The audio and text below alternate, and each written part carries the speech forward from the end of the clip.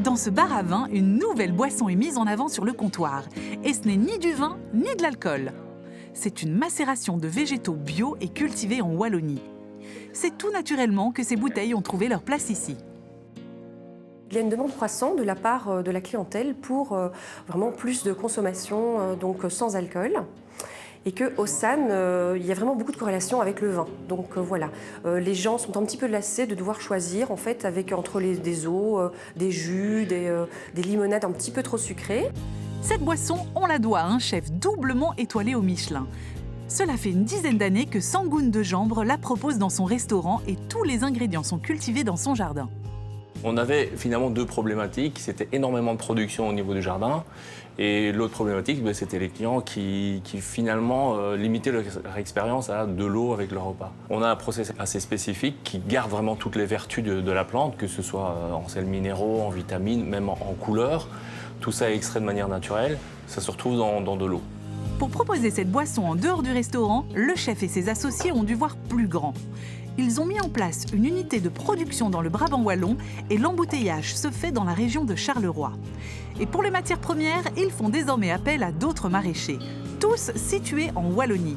Ils produisent exclusivement en bio. En termes de volume, ça ne représente pas assez pour Ossade, malheureusement. Donc là, pour le moment, on a un tunnel entier de verveine, on va le doubler. Et pour les chisos, on avait plus ou moins l'équivalent de 1000 plants qu'on va aussi essayer de doubler, voire tripler, parce qu'on nous met la pression avec beaucoup de joie.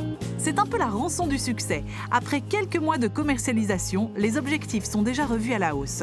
Tous les mois, les volumes de production sont doublés.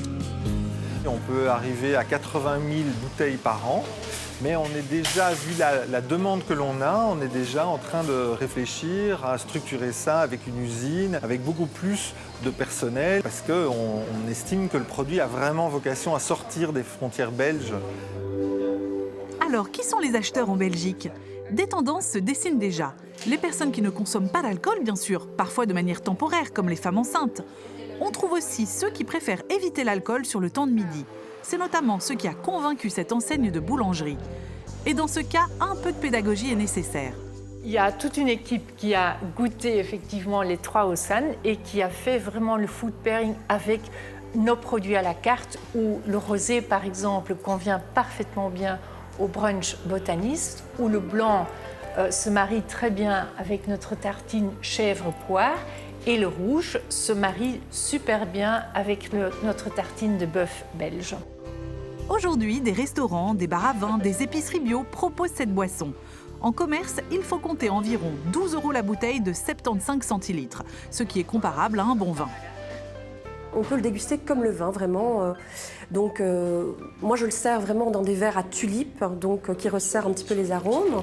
Et donc, les arômes floraux et végétaux vont vraiment exploser, donc plus au nez, ce qui est quand même plus intéressant. On va le tourner, on va faire le cérémonial classique du vin.